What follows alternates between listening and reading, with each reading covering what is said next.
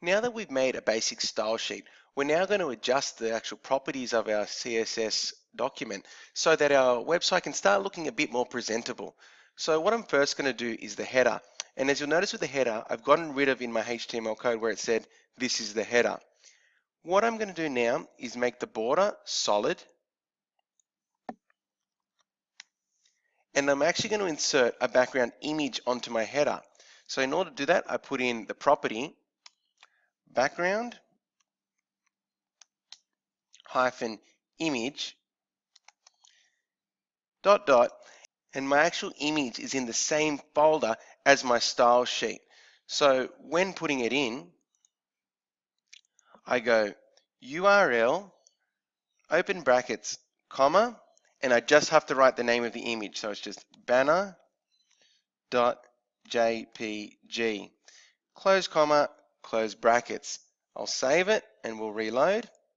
And first thing you can see is my border's gone solid. And the next thing you know is the image is there. Now this image was created using Paint.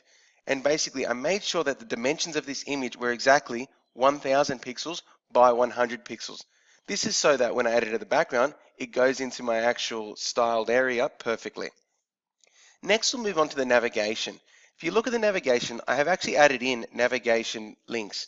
I did this through the HTML and we're going to do it in a later lesson. Now, I really want to format these links so they look presentable on my website. So let's first start off with the border of the navigation, and I'm going to make that solid as well. And instead of adding a background image, I'm just going to change the background color for this section. So background hyphen color, spelt American style. And I'm going to make it gray. So in order to do that, it's just hashtag CCC in hexadecimal. So let's save that and reload. And now I've got a gray background. The other thing though is my font's still very small there. So the first thing I'm going to do is change my font to Arial. So font hyphen family is going to be Arial.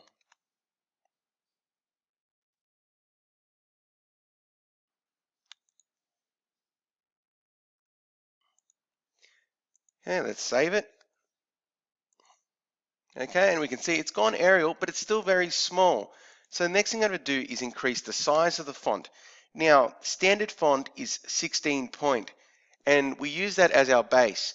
So if I'm going to increase the font, I've got to increase its percentage. So I'm going to go font size,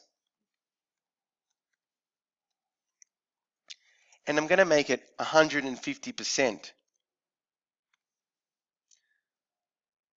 So basically increasing the actual size 16 point by 15%. That would make it 0.24.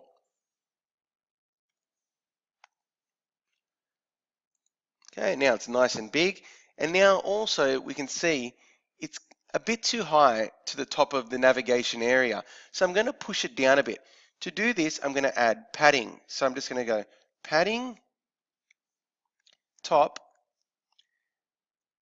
and push it down 20 pixels. Let's save it, reload, and there we go. I'm quite happy now with my navigation area because I feel my buttons all have sufficient space from the top and they're big and easy enough to read. So next I'm going to move on to my body. I'm not going to do much to my body because most of my body will be edited in the HTML code, but I will make its border solid so that it matches the rest of the document. And I'll do the same for the footer as well.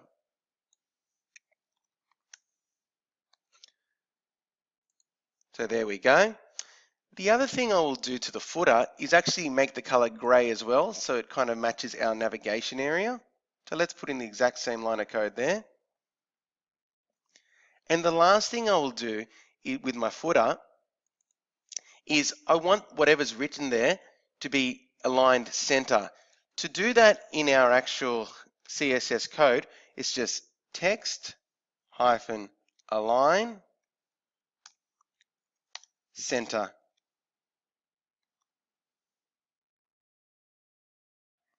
Let's save it. And there we go.